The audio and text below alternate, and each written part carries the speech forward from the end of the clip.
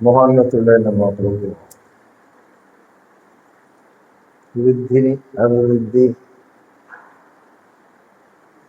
వృద్ధికి కావాల్సినటువంటి వేయవలసిన అడుగులు, నిర్ణయములు, అంకితములు, త్యాగములు, అర్పణ, సమర్పణ ఇత్యాదైన పెట్టుబడులతో ప్రభా కుటీర పరిశ్రమ ఎట్లు రాను రాను అది పరిశ్రమగా మారుతుంది. అట్టి కోణములో అవగాహన మాకు దయచేయమని యేసు నామములో వేడుకుంటున్నాము. ఆమేన్.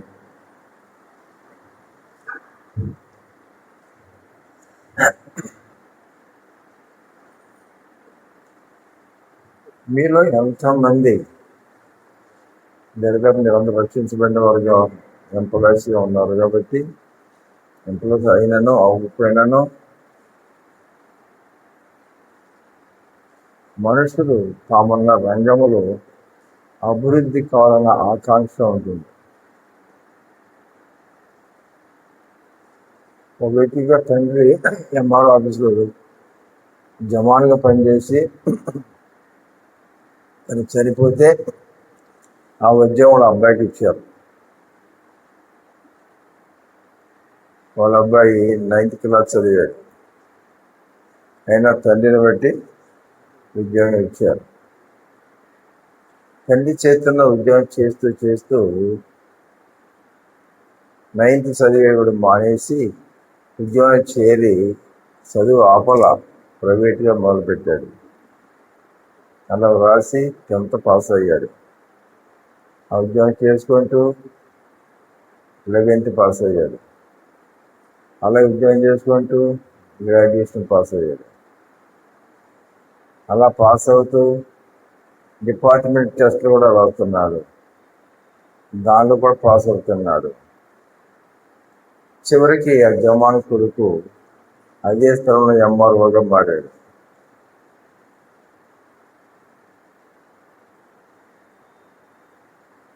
కానీ చాలామంది 10th పాస్ అయ్యే ఉద్యోగం, చిన్న ఉద్యోగం చేరి కూడా జస్ట్ నెక్స్ట్ ప్రమోషన్ కూడా రావడం కొరకు సర్వీస్ ఉన్నా కానీ డిపార్ట్మెంట్ టెస్ట్లో రాయక, ఆయన ఆశ లేక, పాస్ అవ్వక రిటైర్మెంట్ అయ్యే వరకు ఆ చిన్న ఉద్యోగంలోనే ఉన్నారు.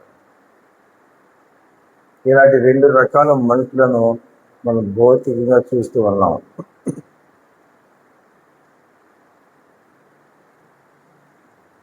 మనం విజయవాడ వెళ్ళేది షాపులు ఏదో కొంటుంటే పైపులు ఎవరండినా న్యూజిల్ అన్నా, మరి హోల్సేల్ కొట్టండి. ఇక్కడ విజయవాడలో 8 కొట్లకి మేము న్యూజిల్ కొట్లకు స్టాక్ పంపిస్తాము, మా దగ్గర కొంటారు అని వాళ్ళ పేర్లు చెప్తూ ఒక ఆయన పేరు చెప్పాడు. అవునవును, ఆ షాప్లో గుమ్మస్తా ఉన్నాడు, అతని పేరు రామారావు. అవునండి, రామారావు చిన్న గుమ్మస్తగా చేరి తర్వాత వేరే కుట్టు పెట్టుకుని వాళ్ళ వాంగ షాప్ అంత షాపుగా అభివృద్ధి పరుచుకున్నాడు. వాళ్ళ వాంగేమో ఆ షాప్ తర్వాత అది క్లోజ్ చేసుకున్నాడు. అప్పుడు ఆ కుర్రాడు చాలా మంచివాడు రామారావు నాకు తెలుసున్నా. అవునండి అని చాలా చెప్పాడు. చిన్న గుమ్మత్తగా చేరిన వ్యక్తి తన మంచితనం, కస్టమర్స్తో తనకున్నటువంటి టచెస్, ఆ షాపుకి స్టాక్ పంపుతున్నటువంటి హోల్సేల్ వాళ్ళతో కూడా మంచితనం, ఇవన్నిటినీ ఆధారం చేసుకొని నోరు మంచిదైతే ఊరు మంచిదవుతుందట.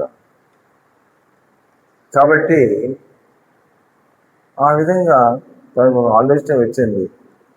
గుమాస్తాగా ఉంటూ ఆ సేల్స్ అన్నిటినీ నేర్చుకున్నాడు. ఏడు అతను ఇంత బిల్లు అనే చెప్తే వాళ్ళ డబ్బులు కట్టించుకుంటాం తప్ప మిగిలిన అతనే డీల్ చేశాడు. బేరం కానీ అది కానీ ఇది కానీ అకౌంట్స్ చేసి డబ్బులు బిల్ చేసి ఇవ్వటం కానీ అంత రాజమంటే అన్నీ అనే రాసి ఇచ్చాడు, అని కట్టుకుంటాం అంత తప్ప ఇక నెక్స్ట్ డమ్మి అయిపోయాడు. డమ్మి అయిపోవడం అంటే మంచి గుమ్మస్తా దొరికాడు, అన్నీ తానే చూసుకుంటున్నాడు. అలాంటి వ్యక్తి ఇంతకాలం నీ షాప్లో పనిచేస్తున్నాను, ఇంత షాప్ పెట్టాలంటే నా వల్ల కాదు, కానీ ఇంత నాలెడ్జ్ని గెయిన్ చేశాను కదా, కాబట్టి ఇంకో షాప్ పెడదాం. ఈ షాప్కి ఎంతమంది స్టాక్ పంపుతున్నారు, నేను వేరే షాప్ పెట్టుకున్నానంటే పెట్టుకో పెట్టుకో రాము, పేరేంటన్నా రామారావు, పెట్టుకో, మేము ఉన్నాం కదా అని అందరూ ఆలోచించుకొని స్టాక్ పంపడం మొదలుపెట్టారు. ఎప్పుడైతే యువతలు కొట్టు పెట్టుకున్నాడో అప్పుడు కస్టమర్స్ కూడా ఆటోమేటిక్గా అక్కడ గుమ్మాతలు లేకుండా పోయాడు. యువతలు వచ్చేపాటికి ఎంత షైన్ అయిపోయాడు,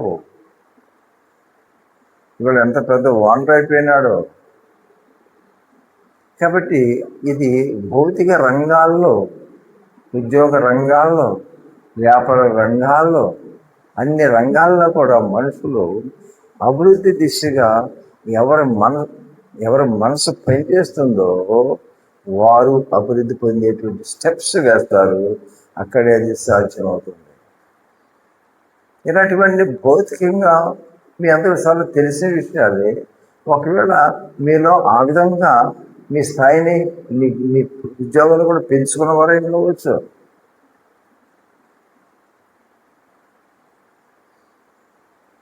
ఇప్పుడు రాజుగారు ఉన్నారు,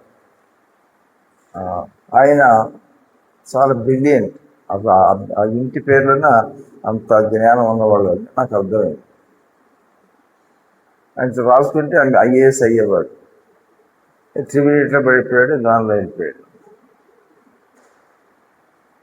ఇప్పుడు మన అమెరికా చూసాడు, పేరేంటి, నీకేమవుతాడు, మేనల్డా?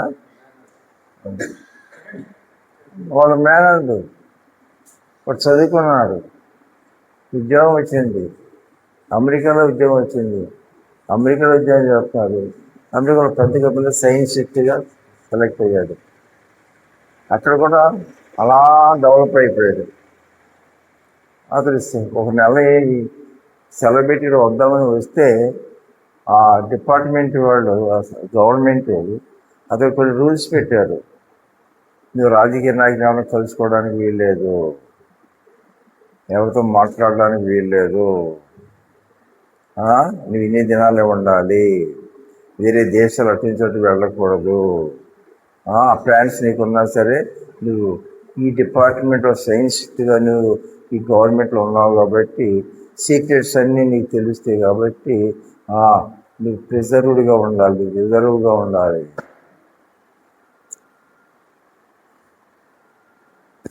అవును, ఎలాంటి బ్రిలియంట్గా ఓ సైన్సిస్ట్ అయిపోయినాడు తాను.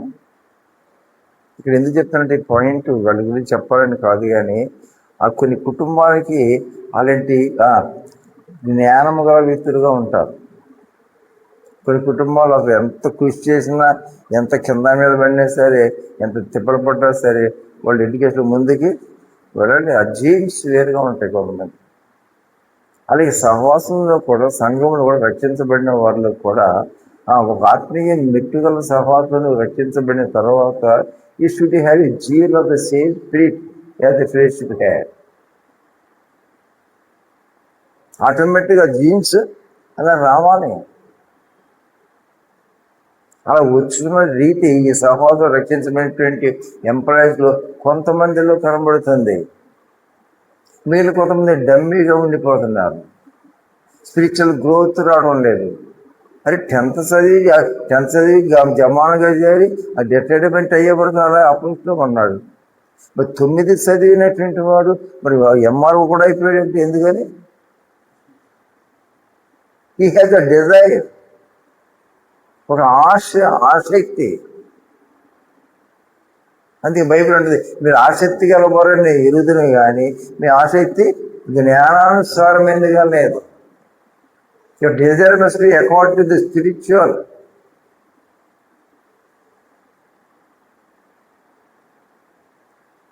కాబట్టి ఇప్పుడు మీరు విశ్వాసులుగా రక్షించబడి ఉద్యోగాలు చేస్తున్న వాళ్ళారా, నేను చెప్పినటువంటి క్యాడర్స్లో which category belongs in the aspect of the religion?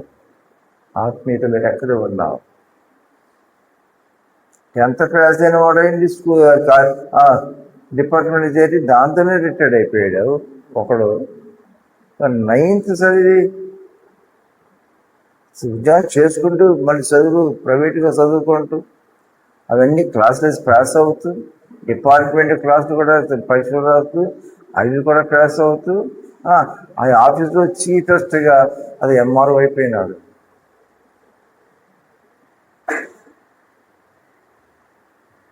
ఎంతమంది చదువుకుని టీచర్గా జాయిన్ అయ్యి టీచర్గా ఉద్యోగం చేసుకుంటూ ఇప్పుడు ఆయన మన ప్రాబ్లం వస్తున్నారు ఆ మూల మీద డాబా మేడ. నేను ఎప్పుడు 2 సంవత్సరాల నుంచి ఎప్పుడు మధ్యరాత్రి అటు వెళ్ళినా సరే పైన అప్స్టైర్లో ఉంటాడు, కార్యక్రమంలో అతను పైన ఉంటాడు, కానీ రాత్రి అంతా కిందే ఉంటాడు. కింద అంతా హాల్ ఖాళీగా ఉంటుంది, ఎప్పుడు చూసినా లైట్ వేసే ఉంటుంది. ఏంటని అడిగితే ఆయన ప్రిపేర్ అవుతున్నాడంట. దేనికి?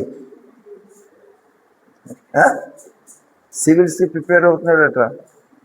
ప్రతిరోజు ఉద్యోగం చేసుకున్నాడు, భార్య ఉంది, పిల్లలు ఉన్నారు, ఉద్యోగం ఉంది. ప్రతిరోజు రాత్రి అంతా ఇక్కడే కింద కూర్చుని భార్య రానివాడు, పిల్లలు రానివాడు, చదివి 2 సంవత్సరాలు చదువుతాను, ఇంకా చదువుతూనే పరీక్షలు రాస్తున్నాడు అనుకుంటాం. మరి ఎంత ఇండస్ట్రీ చేస్తున్నారు. ఈ హ్యాడ్ ఎయిమ్. రక్షించబడిన విశ్వాసి, do you have a aim in spiritual life? ఆత్మీయులకి డిజైర్స్ ఉన్నాయా? డిమ్గా ఉన్నావా నేను? ఇక్కడ మనం చూసినట్లయితే మత్తయి సువార్త 13వ అధ్యాయంలో 51, 52 వచనాలు.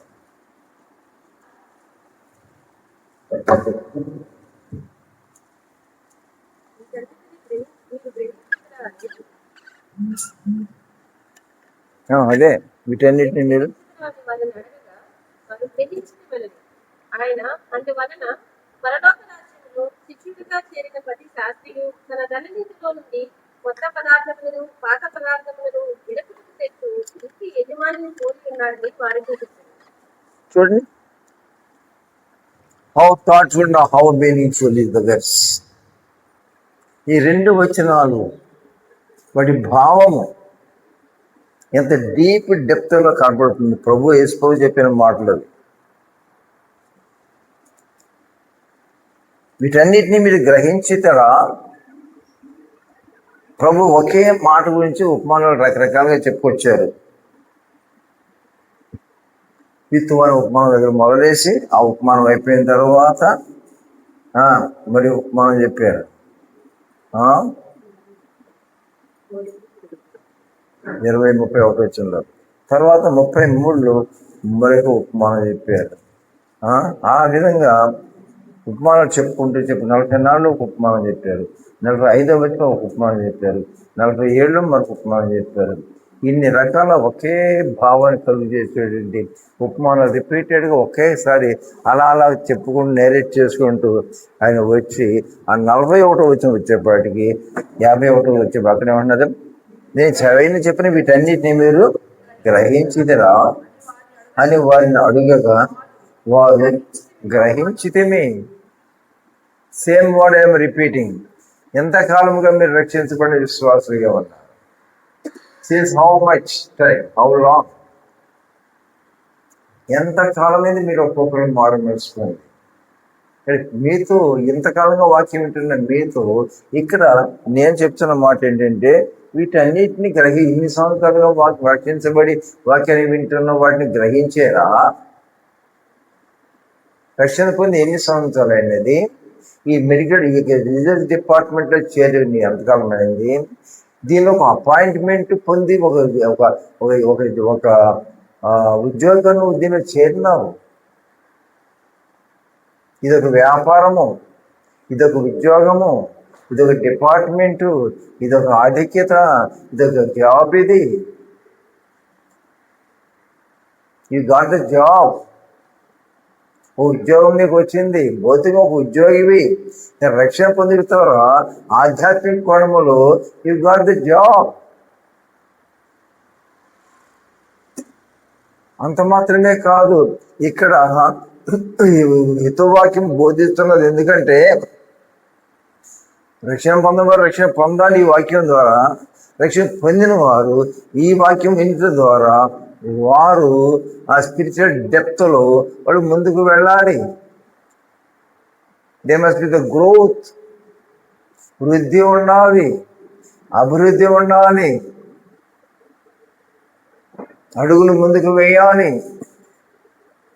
ఇంతకాలంగా రక్షించబడిన విశ్వాసమైనటువంటి నీవు, ఇంతకాలంగా దేవుని సహవాసంలో రక్షించబడి మానవ పొంది వాక్యం వింటున్న నీవు, ఇప్పుడు నీ యొక్క ప్రోగ్రెస్ ఏమిటి? ఈరోజు ఏమి రావాలి?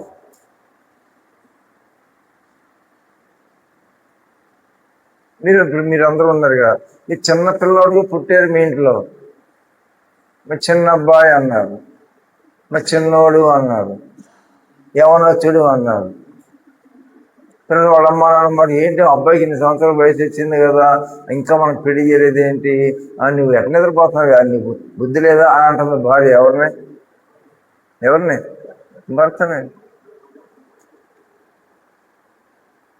అంటే భార్యకు, అబ్బాయి యొక్క తల్లికి ఒక భారం. అబ్బాయి వయసు వచ్చాడు కాబట్టి, పెళ్లి వయసు వచ్చింది కాబట్టి వాడికి పెళ్లి చేయాలి.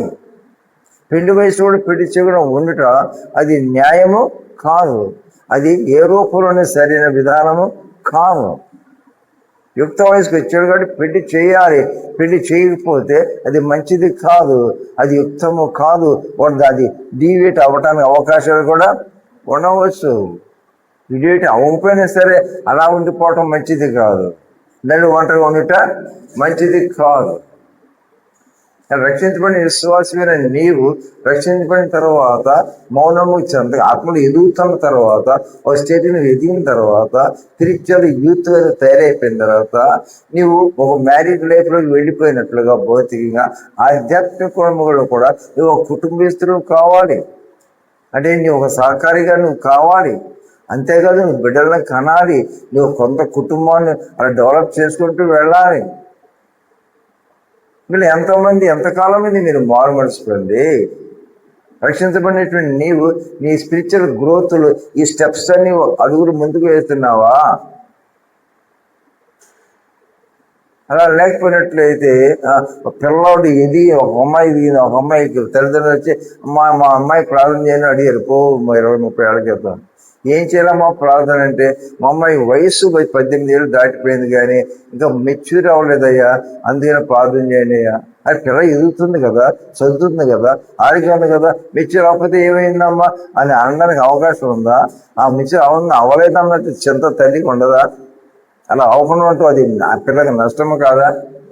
రక్షించబడిన విశ్వాసి ఎంతకాలం మీరు మార్పు పొంది ఆర్ యూ మెచ్యూర్డ్? స్పిరిచువల్ నువ్వు మెచ్యూర్ అయినావా? నెక్స్ట్ లైఫ్లోకి నువ్వు మ్యారీడ్ లైఫ్ నువ్వు అడుగు వేయాలి కదా, కొన్ని వేసావా? పిల్లలు పుట్టాలి కదా. These are the steps in spiritual life. ఎంతకాలం 40-30-50 ఏళ్ళ ఇంకా పెళ్లి కాకుండా ఉంటే అది ఎంత ఆక్షేపణ, అది ఎంత నష్టం. అది ఇట్ ఈస్ నాట్ గుడ్. నడు ఒంటరిగా ఉండడం మంచిది కాదు. రక్షించబడిన విశ్వాసమైన నీవు ఆత్మను సంపాదించకుండా మౌనంగా ఉండడం మంచిది కాదు. ఇంకా చెప్పాలంటే అమ్మాయి కానీ అబ్బాయి కానీ వయసు వచ్చిన తర్వాత పెళ్లి చేసుకోవాలి. ఎందుకంటే దేవుడు దాన్ని నియమించాడు. ఆయనే అన్నాడు నడు ఒంటరిగా ఉండటం మంచిది కాదు, కాబట్టి తనకు సాటి సహాయం ఈక్వల్ కావాలి. ఇక భౌతికంగా ఇవన్నీ స్టెప్ బై స్టెప్ ఎలా సమాధిలో మనం తయారవుతున్నామో ఆధ్యాత్మిక కోణములు కూడా నువ్వు రక్షించబడిన తర్వాత, కొంతకాలం ఆత్మలో ఎదిగిన తర్వాత, ఆత్మీయతలో యుక్త వయసుకు వచ్చిన తర్వాత, ఆత్మీయతలో పెళ్లి చేసిన వయసు వచ్చిన తర్వాత, ఆ వయసుకు వచ్చినప్పుడు నువ్వు ఆ స్టెప్ వేయాలి. ఆ స్టెప్ వేసిన తర్వాత పెళ్లి చేసుకున్న తర్వాత అక్కడితో అయిపోవడం కాదు. నెక్స్ట్ స్టెప్ పిల్లలు పుట్టాలి.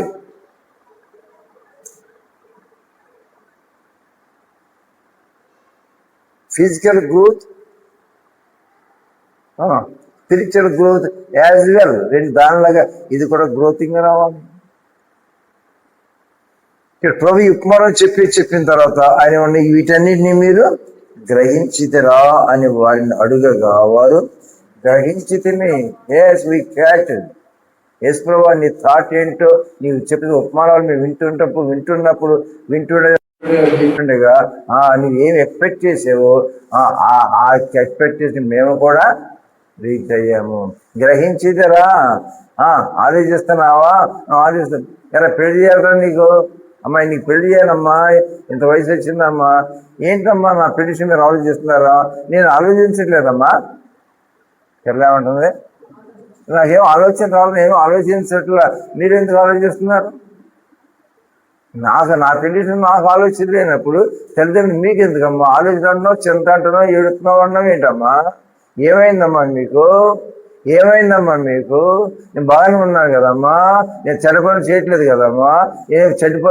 కదమ్మా, నేను అవమానం పెట్టలేదు కదమ్మా, ఏం నష్టమమ్మా మీకు అని పిల్ల ఆవేశంలో మాట్లాడుతుంటే తల్లి ఏం మాట్లాడుతుంది? నోర్మై, ఏం మాట్లాడుతున్నావు నువ్వు? It is our responsibility. తల్లిదండ్రులుగా కన్ని పెంచడమే కాదు, అది మా బాధ్యత. నా బాధ్యత మేము నెరవేర్చితే ఇతరులు క్వశ్చన్ చేయవచ్చు. ఈ ఊర్లో ఏదో చెప్పకూడదు, ఒక ఊరు ఉందనుకోండి, ఆ ఊర్లో ఒక ఆయన ఉన్నాడు, చాలా రిచ్ మ్యాన్. ఆ ఊర్లో చాలా రిచెస్ట్ మ్యాన్ అట. అది 3 ఆడపిల్లట. 3 ఆడపిల్లలు, మగపిల్లలు లేరు. బాగా ధనవంతుడు, ఎంతో వృద్ధి పొందినాడు. 3 ఆడపిల్లలు 5 ఏళ్ళు, 10 ఏళ్ళు, 15, 20, 25, 25, 25, 30, 35, 40, 45. 3కి వయసు పెరిగిపోతుంది కానీ ఒకరు కూడా పెళ్లి చేయరా ఏంటి?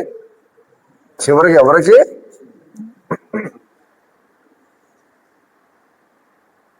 ఇప్పుడు ఆడపిల్లలు కాబట్టి దారి తప్పుతున్నారా? చేయడం దారి తప్పట్లేదు. ఇప్పుడు చేయమని అడుగుతున్నారా? అడగట్లేదు. అడగాలా? అండర్స్టూడా?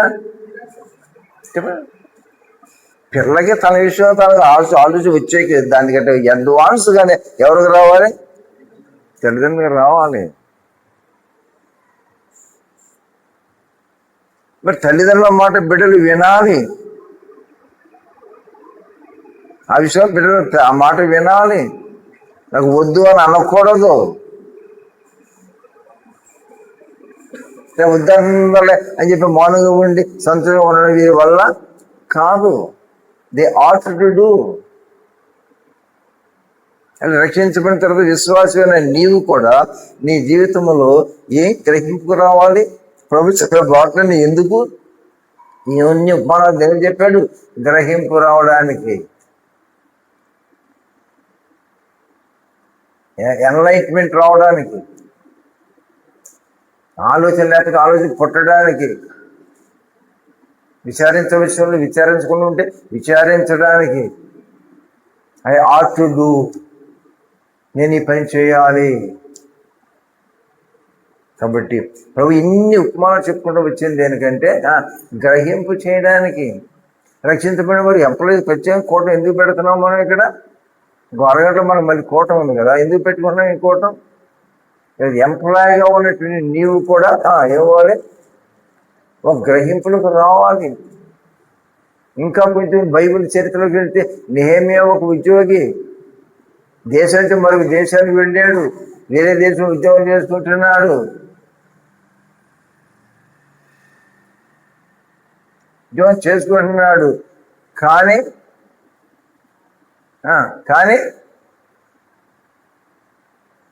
చెప్పండి, నెహెమ్యా ఉద్యోగం చేసుకుంటున్నాడు కానీ తన దేశాన్ని మర్చిపోయాడా? సంఘాన్ని మర్చిపోయాడా? సహవాసాన్ని మర్చిపోయాడా? సేవలు మర్చిపోయాడా? పితరులు మర్చిపోయాడా? పితరుల సమాధులు మర్చిపోయాడా? ఆ గుడి సంగతి మర్చిపోయాడా? ఏమీ మర్చిపోలేదు. మర్చిపోయిందని ఎవరు చెప్పచ్చు? ఎంక్వైరీ చేస్తున్నారు ఏంటి? ఎప్పటికప్పుడు ఎంక్వైరీ చేస్తున్నా ఎలా ఉంది? మన సంఘం ఎలా ఉంది, మన సహవాసం ఎలా ఉంది, మన ఆత్మీయతలు ఎలా ఉన్నాయి, అభివృద్ధి ఎలా ఉన్నది, అభివృద్ధి పొందుతుందా, లేక ఆగిపోయిందా, లేక వెనకబడిపోయిందా, ఈ చేంజెస్ ఎక్కడ ఉన్నది అనేటువంటి ఆ thinking about the congregation and the church. ఎప్పటికప్పుడు వార్తలు తెలుసుకుంటున్నాడు. ఇప్పుడు మా మీద కొంతమంది ఉన్నారు, ఇక్కడ మార్పు పొందిన వాళ్ళు అవి ఉండి ఇతర దేశాలకు వెళ్ళితే, అమ్మో మా అమ్మ వాళ్ళమ్మ తల్లిదండ్రులు, అమ్మో మా బిడ్డను దేవుడు ఎంత దీవించాడయ్యా, మనతో దేశాలకు పంపించాడయ్యా, ఎలాగో వెళ్ళడానికి ప్రయత్నం చేస్తుందయ్యా అబ్బాయి ప్రార్థన చేయండి అయ్యా అని చెప్పలేదా? అలా వెళ్ళిన వాడు చాలా మంది ఉన్నారు. అలాగే కుటుంబానికి వెళ్ళి మొన్న 2 దినాలు ఇంట్లో ఉన్నా, వాళ్ళు పూర్తిగా వాళ్ళ ఆత్మీయతను వృద్ధి చేసుకోలేదు, ఆత్మీయ విషయమైన ఆలోచన లేదు, ఆత్మలో సంపాదించిన ఆశ లేదు, ఏ రకమైన స్పిరిచువల్ డిజైర్ అనేటువంటిదే వాళ్ళకి పూర్తిగా జీరో అయిపోయారు. ఇక్కడ ఏమనుకుంటున్నాం, వాళ్ళ ఆమె ఉంది, వాళ్ళ పిల్లలు ఉన్నారు, వాళ్ళు మార్పు పొందారు, మంచి ఆత్మీయతలోకి వెళ్ళారు, బాగా చదువుకున్నారు, దేవుడు దీవించాడు, ఏ దేశానికి వెళ్ళారు. ఏం చేస్తారు వెళ్ళి? They became dull and zero.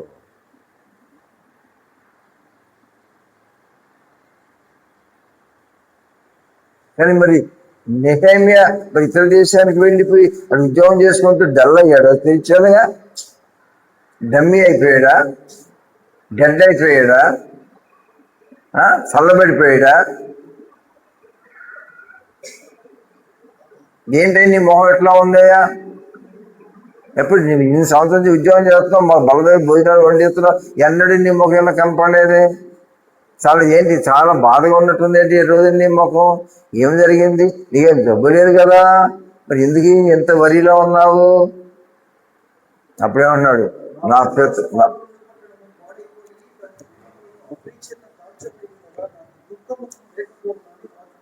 మళ్ళీ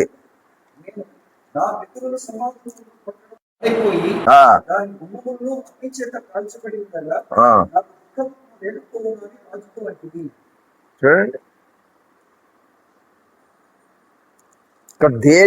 దేశం విడిచి మరొక దేశానికి వెళ్ళినా సరే ఆ స్పిరిచువల్ డిజైర్, ఆ స్పిరిచువల్ థింకింగ్ అనేటువంటి తనలో మర్చిపోయాడా? కొంతమంది ఏం చేస్తారు, ఉన్నత స్థాయికి వెళ్ళేపాటికి మొదటి దినములన్నిటినీ పూర్తిగా మర్చిపోతారు. Don't forget the beginning days.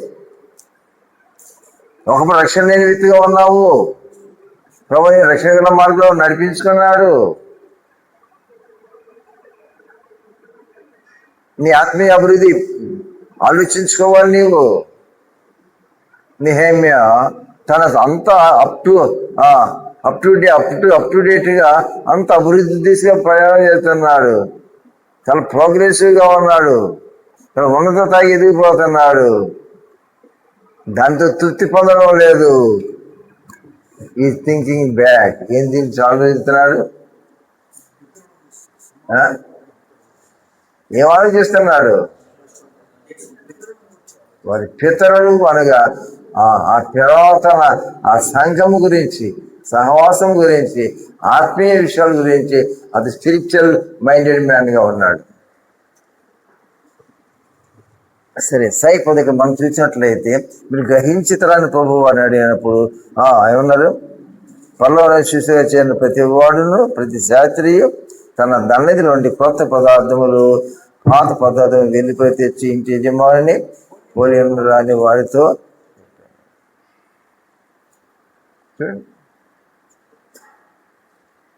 ప్రభు మాట్లాడుతున్నారు. వారు రక్షించబడిన వారితో మాట్లాడుతున్నాడు. ఇంకెవరు? రక్షణ మీటకు వచ్చిన వారు.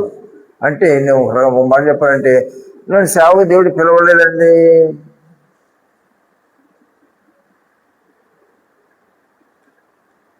ఒక కుర్రోడు పుట్టాడు అంటే తల్లిదండ్రుల సంకల్పంలో, ఆ సమాజ సంకల్పంలో, దేని సంకల్పంలో ఒక ఇంట్లో పుట్టాడంటే వాళ్ళకి ఒక రోజుకి పెళ్లి చేసుకోవాలా వద్దా? మాట్లాడరా? పెళ్లి చేసుకుంటే సరిపోదా? పిల్ల పుట్టాలా అక్కర్లేదా? ఇవన్నీ జరగకుండా ఉంటే అది ఫుల్ పేజ్ పర్సన్ అవుతాడా? ఓ మనిషి అన్న తర్వాత పుట్టితే సరిపోద్దా, పెరిగితే సరిపోద్దా, అలా ఉంటే సరిపోద్దా? ఇంకా స్టెప్స్ ఉన్నాయా? ఏంటో స్టెప్స్? ఆ పెళ్ళైందా, పెళ్లి చేసుకోవాలి, పిల్లల్ని కనుక్కోవాలి, ఒక కుటుంబీకుడు తనకు కావాలి. అది రక్షించబడి విశ్వాసం వాళ్ళరా. నీ యొక్క అభివృద్ధి ఎలా ఉన్నది? నువ్వు బాగు పొందావు అంటే దాని అర్థం ఏంటంటే you should bring four the souls. నువ్వు ఆత్మను సంపాదించాలి. దేవుడు మార్పు పొందానయ్యా, కానీ దేవుడు సేవలో పిలవలేదయ్యా. సమరస్థితి దేవుడు సేవలో పిలిచాడా? పిలిచాడా? మరి ఏం చేసింది? సువార్తిక పని చేసింది. ఆమె ద్వారా ఏం జరిగింది? ఎంతమంది మార్పు పొందారు? She brought the many. అనేక ప్రభుత్వం తిప్పింది. Basic many multitudes came to Jesus.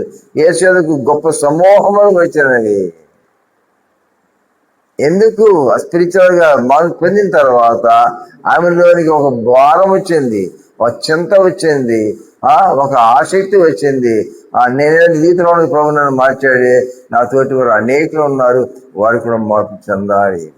కాబట్టి ఇక్కడ స్పిరిచువల్ మైండెడ్ పర్సన్ గా తయారైపోయినాడు. ఇంకా చెప్పాలంటే అతడు ఇతరులు తనలాగా నశించిపోతున్న వారికి కూడా అలా నశించుకోకుండా తాను మార్పు చెందిన రీతిగా వారు కూడా మార్పు చెందాలన్న ఆకాంక్ష చేత ఏం చేశాడు? ఏం చేసింది? సంబరించి ఇతరులకు సాక్ష్యం చెప్పింది. సువార్తికుని పని చేయాలి. రక్షించబడిన వాడు రక్షించబడినప్పుడు కానీ సువార్తికులు లేకపోయినప్పుడు రక్షించబడిన విశ్వాసి సువార్తికుని పని చేయాలి. సువార్తికుని పని చేయాలి. రక్షణ పొందిన వారు కూడా సువార్తికుని పని చేయాలి. యువత సబార్డినేట్. కలెక్టర్ ఉన్నాడు, సబ్ కలెక్టర్ ఉన్నాడు. అంటే తన స్థానం ఏంటి? కలెక్టరా, సబ్ కలెక్టరా? సబ్ కలెక్టర్ అంటే ఆయన స్థలం పెడితే మరి ఇన్ఛార్జ్ ఎవరు ఇప్పుడు? తానే ఇన్ఛార్జి. రక్షించబడిన వ్యక్తిమైన నీవు గ్రహించవలసిన ఏంటంటే you should bring four the souls. ఆత్మను సంపాదించాలి. ఆత్మను సంపాదించాలి. కాబట్టి దయచేసి మీరు గమనించండి, కుటీర పరిశ్రమలు భారీ పరిశ్రమలుగా ఎలా మారుతున్నాయి.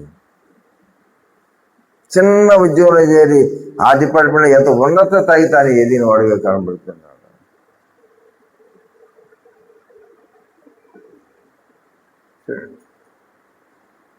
కాబట్టి రక్షించబడినటువంటి విశ్వాసులుగా ఉన్న ఉద్యోగస్తులుగా పనిచేస్తున్న మీరు అందుకు గ్రహించవలసిన విషయం ఏంటంటే, ఇక్కడ ప్రభు ఇవన్నీ చెప్పి గ్రహించుతరా అని చెప్పి ఏం చెప్తున్నాడు? పరలోక శిష్యులు చేరిన ప్రతి శాస్త్రి తన దండ్రులచే కొత్త పదార్థములను పాత పదార్థములను వెలుగు తెచ్చి ఇంటి యజమాని. కాబట్టి ఆత్మను రక్షించాలి.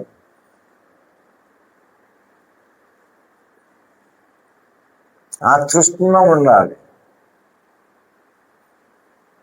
రక్షించబడిన ప్రతి వ్యక్తికి కూడా ఆ తృష్ణ. పెళ్లి కొరకు పెళ్లి అవ్వలేదు, పెళ్లి కావాలి. తల్లికేమో పెళ్లి చేయాలనేటువంటి కాంక్ష, పిల్లడికేమో పెళ్లి చేసుకున్న ఆశ, పిల్ల కూడా పెళ్లి చేసుకున్న ఆశ. అసలు పెళ్లి చేసుకున్నారు. అమ్మ నా ఆశ తీరిపోయింది, ముసలి ఆశ తీరిపోయింది, వీళ్ళ ఆశ కూడా తీరిపోయింది. అంతేనా ఇంకొక ఆశ మిగిలిందా? నెక్స్ట్ డిజైర్ ఏంటి? అరే పెళ్ళి 9 సంవత్సరాలు అయింది, ఇంకా పిల్లలు పుట్టలేదే.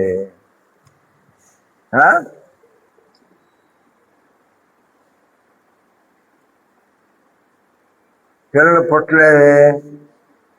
So they are the desire. రక్షణ పొందిన తర్వాత you should have spiritual desires ఉండాలి.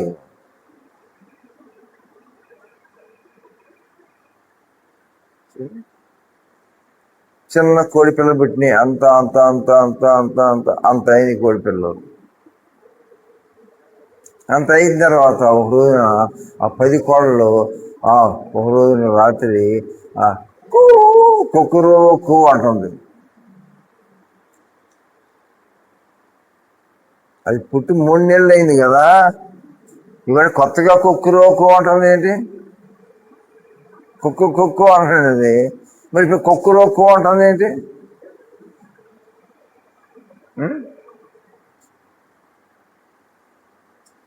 కోడి పెట్ట కోతకు వస్తుందా, కోడి పుంజుకు వస్తుందా?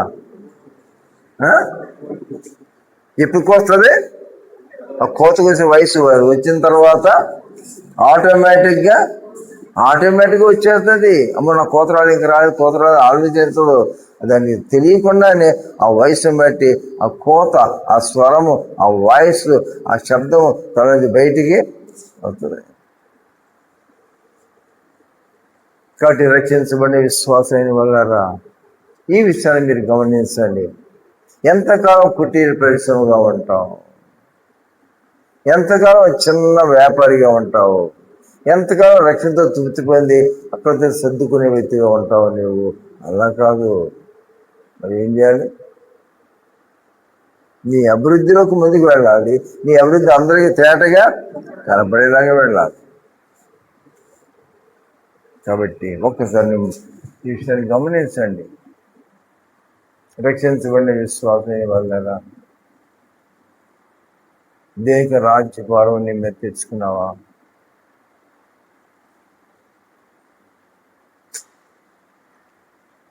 నేను ఆ మామిడి పోయిందని చెప్పి అక్కడితో తృప్తిపోయింది, అక్కడితో సెటిల్ పడి కూర్చుంటున్నావా? ఇప్పుడు ఆ మోషన్ చూస్తున్నా, సత్తినపల్లి నరసరావుపేట అంటే సంవత్సరం పొడవున్నా ఎప్పుడు చూసినా సరే ఏదో ప్రాంతానికి వెళ్తానే ఉన్నారు, తిరుగుతూనే ఉన్నాడు. ఒక్కడే కింద మీద పడుతున్నాడు కదా, ఒక్కడే వెళ్తాడు కదా అన్ని ఊర్లో.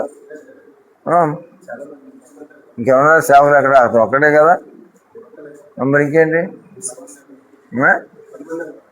ఏంటో 10 మంది వెళ్తారంట. మరి మీలో ఉద్యోగాలు లేవా? వ్యాపారాలు లేవా? కుటుంబాలు లేవా? భార్య పిల్లలు లేరా? మరి ఎలా సాధ్యమవుతుంది? అప్పుడన్నా ఒకసారి వెళ్తారా? ఏదో ఎప్పుడన్నా ఒకసారా?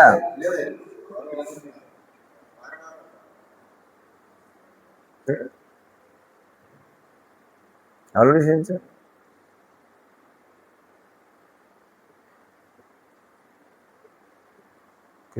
కాబట్టి ఏంటి అదంటే ఆ విధంగా వాళ్ళకి అందరికి కోఆపరేట్ ఇస్తున్నందువల్ల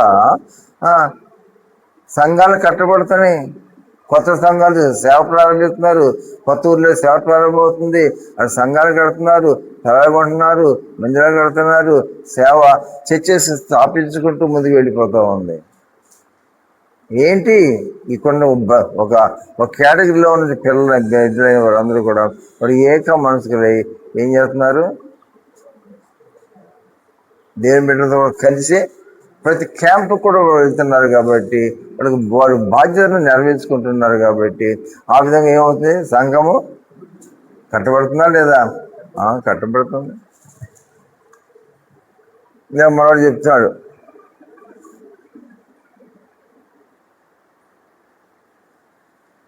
అయ్యా ఒక ప్రాబ్లం వస్తుందయ్యా. ఎలా వస్తుందయ్యా?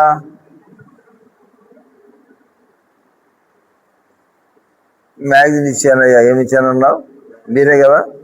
మా పక్కన క్వార్టర్ రోడ్ మ్యాగజైన్ ఇచ్చామండి. చెప్పండి మాట్లాడి, మీరు చెప్పండి.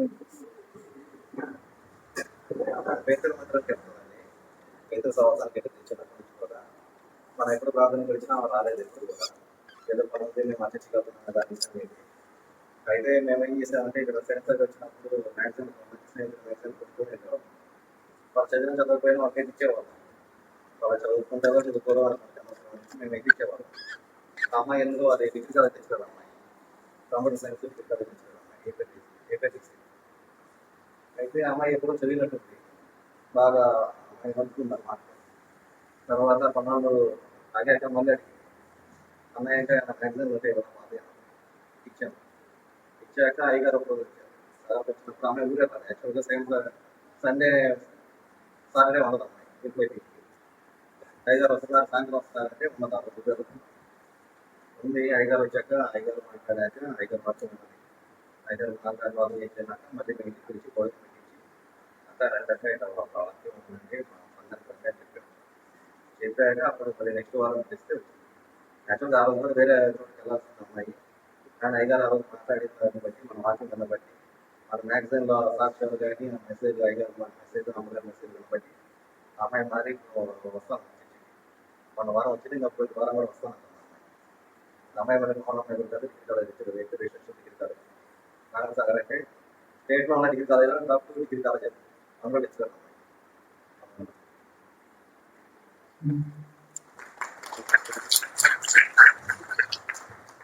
చూడండి, కొంతమంది ఏమన్నారు, అయ్యా మీరు అందరూ కలుసుకోమన్నారు, అందరూ సువార్త చెప్పమన్నారు, ఎలా చెప్తామండి, అన్ని దగ్గరికి వెళ్దామా, మేము హిందువులుగా మా దగ్గర వచ్చారంటున్నారండి.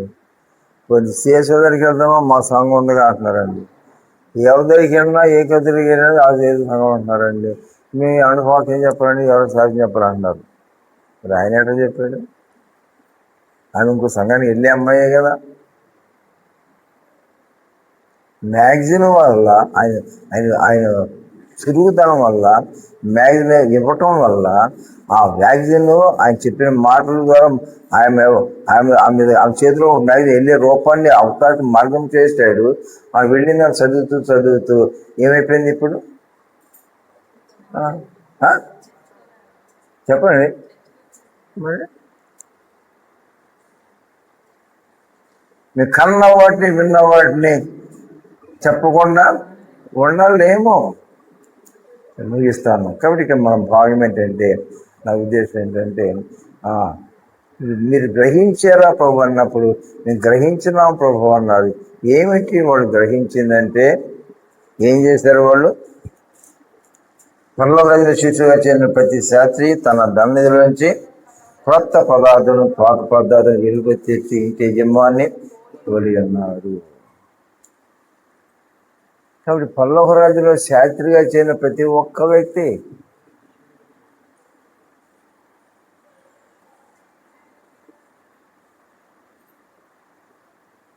వారు ఏం చేశారు? వారు శిష్యులుగా చేరి పరలోకరాజులో శిష్యులుగా చేరిన ప్రతి, నువ్వు రక్షణ పొందినావు అంటే దాని అర్థం ఏంటి? దేనిలో చేరావు? పరలోక రాజ్యంలో ఎలా చేరావు? అది మానవ పొందడం అంటే పరలోక రాజ్యం అనేటువంటి డిపార్ట్మెంట్లో నువ్వు ఒక శిష్యులుగా చేరావు. వాళ్ళకి ప్రభు ఉపమానాలు చెప్పి వాక్యాలు చెప్పి వాళ్ళు ఎడ్యుకేట్ చేస్తున్నాడు. ఆ విధంగా శిష్యులు ఎడ్యుకేట్ అయ్యారు. పేదలు ప్రసంగం చేస్తుంటే ఒక ప్రసంగంగా కొన్ని వేల మంది మనల్ని పొందారు. You should bring up the souls. రక్షించిన ప్రతి వ్యక్తి ఆత్మను సంపాదించాలి. ఆత్మీయ రంగాలు కూడా ప్రమోట్ చేయబడి ఇంకా ముందుకు అడుగులు వేసుకుంటూ ముందుకు సాగిపోవాలి. ఆత్మల సంపాదకులు కావాలి. ప్రతి రక్షించబడిన విశ్వాస ద్వారా కొన్ని ఆత్మలు సంపాదించబడాలి.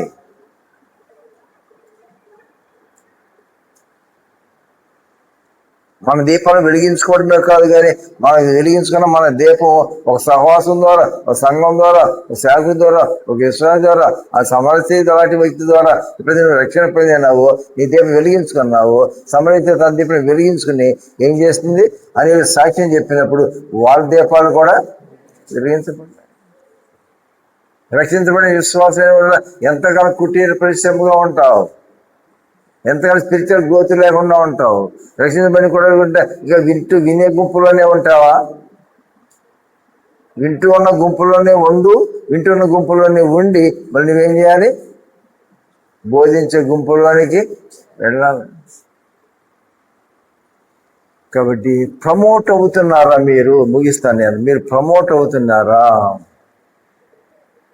స్పిరిచువల్గా మీ డిజైన్స్ ప్రమోట్ అవుతున్నాయా?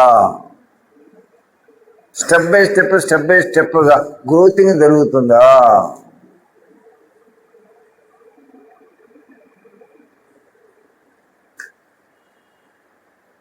పితరుల ద్వారా అందుకునేటువంటి ఆస్తిపాత్రలను వృద్ధిపరుచుకునే వాళ్ళు కొంతమంది, మొత్తం సన్నాజు వచ్చేవాళ్ళు మరి కొంతమంది. అలాగే రక్షించబడిన విశ్వాసాన్ని నీవు దేవుని కృప పొందిన నీవు నీ ఆత్మీయతను వృద్ధిపరచుకుంటున్నావా, అది నీకేం లేకుండా చేసుకుంటున్నావా? యూ షుడ్ బి ప్రమోట్ అవ్వాలి. నువ్వు నీ మెంటల్గా ప్రమోట్ అవ్వాలి, నీ తల పైకెత్తాలి, నూతన ఆశలు ఆసక్తులను సంపాదించుకోవాలి. రక్షించబడిన ప్రతి విశ్వాసి కూడా వారు ఆధ్యాత్మిక రంగంలో వారు వృద్ధి పొందుతున్న దిశలో ముందుకు వెళ్తూ ఉండాలి.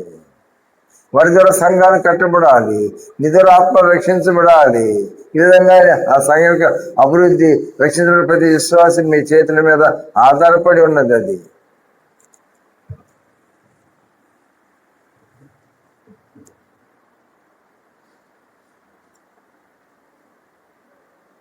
కాబట్టి ఒకసారి ఆలోచించు, ఎంతకాలం మంది ఒక్కొక్కరు మారుమోసుకుంది.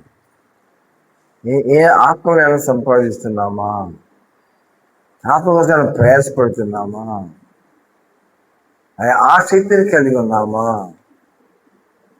10 nights చదివినటువంటి వాడు ఎంత ఆ చిన్న ఉద్యోగం ఇస్తే అదే ఉద్యోగం అంత మించి రాదు అతని ఉద్యోగం. దానిలో ఆ చిన్న ఉద్యోగం తర్వాత దానిలో ప్రవేశపడినప్పుడు మరి వాళ్ళు ఏం చేస్తున్నారు? ఆ డిపార్ట్మెంట్లో ఏ క్యాడర్లో వాడు ఉద్యోగం ఇచ్చారో ఆ క్యాడర్లో ఉద్యోగం చేసుకునేవడం కాదు, డిపార్ట్మెంట్ టెస్ట్ ఎందుకు పెట్టారు వాళ్ళు? చెప్పండి. అంటే వాళ్ళు ఏమవ్వాలని? మరి యూ షుడ్ ప్రమోట్ అవ్వాలి. నువ్వు ఆత్మ రక్షించబడిన నీవు ఆత్మను సంపాదించే వ్యక్తిగా మారిపోవాలి. సేవలు ఎంత చేస్తున్నాడో సేవతో సరిసమాగా అంత పని చేసే వ్యక్తిగా నువ్వు మారిపోవాలి. సేవలను దేవుడు ఎలా వాడుకున్నాడు సబ్స్టిట్యూట్గా నిన్ను కూడా ఆ విధంగా వారి స్థానాల్లో నువ్వు వాడబడాలి.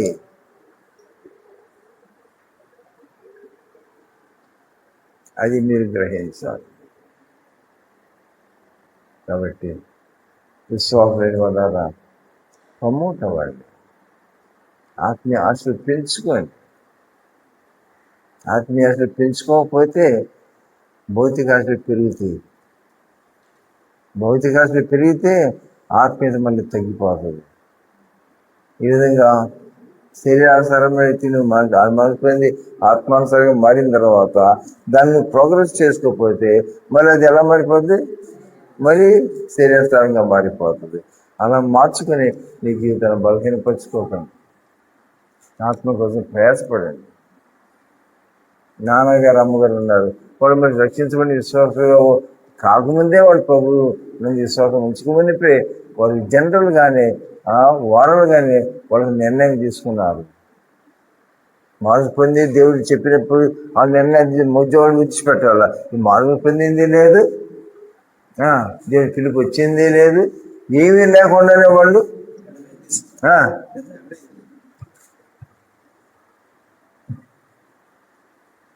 కాబట్టి సహవాసం పెరగాలి, సంఘాలు పెరగాలి, సమృద్ధిగా ఆత్మీయత మన మధ్య కుమ్మరించబడాలి అంటే ప్రతి ఒక్క వ్యక్తి ఎక్స్పీరియన్స్ మీద ఆధారపడి ఉంది. ప్రార్థన చేసుకున్నాం.